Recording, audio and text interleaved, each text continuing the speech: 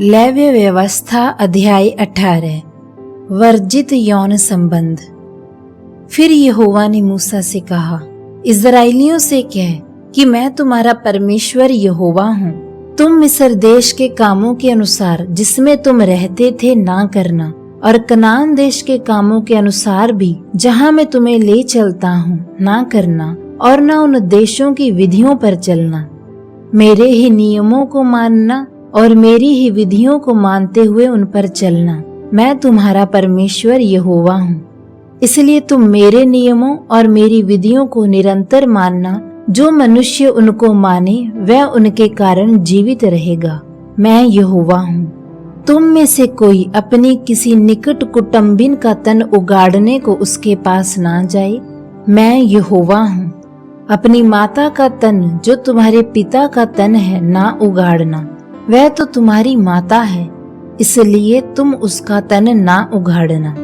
अपनी सौतेली माता का भी तन ना उगाड़ना। वह तो तुम्हारे पिता का तन है। अपनी बहन चाहे सगी हो चाहे सौतेली हो, चाहे वह घर में उत्पन्न हुई हो चाहे बाहर, उसका तन ना उगाड़ना। अपनी पोती और अपनी नतनी का तन ना उगाड़ना। उनकी देह तो मानो तुम्हारी ही है। तुम्हारी सौतेली बहन जो तुम्हारे पिता से उत्पन्न हुई वह तुम्हारी बहन है, इस कारण उसका तन ना उगाड़ना। अपनी फूफी का तन ना उगाड़ना। वह तो तुम्हारे पिता की निकट कुटुंबिनी है। अपनी मौसी का तन ना उगाड़ना, क्योंकि वह तुम्हारे माता की निकट कुटुंबिनी है। अपने चाचा का तन ना उगाड़ना, अर्थात उसकी स्त्री के पास ना जाना। वह तो तुम्हारी चाची है। अपनी बहू का तन ना उगाड़ना। वह तो तुम्हारे पुत्र की पत्नी है, इस कारण तुम उसका तन ना उगाड़ना। अपनी भौजी का तन ना उगाड़ना। वह तो तुम्हारे भाई ही का तन है। किसी स्त्री और उसकी पुत्री दोनों का तन ना उगाड़ना, और उसकी पोती को या उसकी नतनी को अपनी स्त्री करके उसका तन ना उगाड़ना।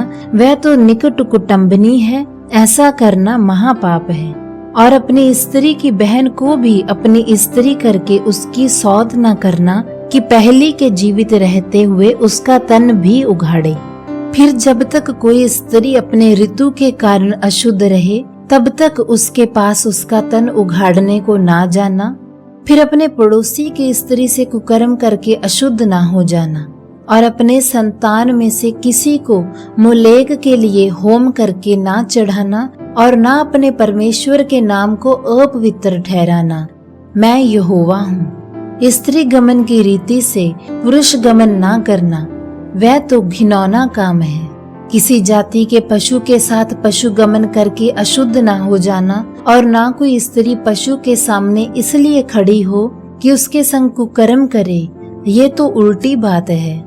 ऐसा कोई भी काम करके अशुद्ध ना हो जाना, क्योंकि जिन जातियों को मैं तुम्हारे आगे से निकालने पर हूँ वे ऐसे काम करके अशुद्ध हो गई हैं, और उनका देश भी अशुद्ध हो गया है।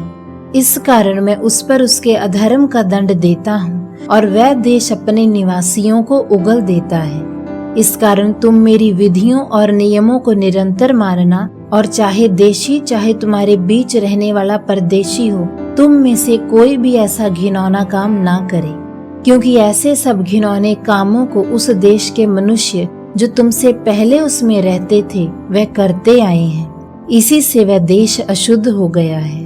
अब ऐसा ना हो कि जिस रीति से जो जाति तुमसे पहले उस देश में रहती थी उसको उसने उगल दिया, उसी रीति जब तुम उसको अशुद्ध करो तो वह तुमको भी उगल दे। जितने ऐसा कोई घिनौना काम करें वह सब प्राणी अपने लोगों में से नाश किए जाएं। ये आज्ञा जो मैंने तुम्हारे मानने को दी है उसे तुम मानना, और जो घिनौनी रीतियां तुमसे पहले प्रचलित हैं उनमें से किसी पर ना चलना, और न उनके कारण अशुद्ध हो जाना।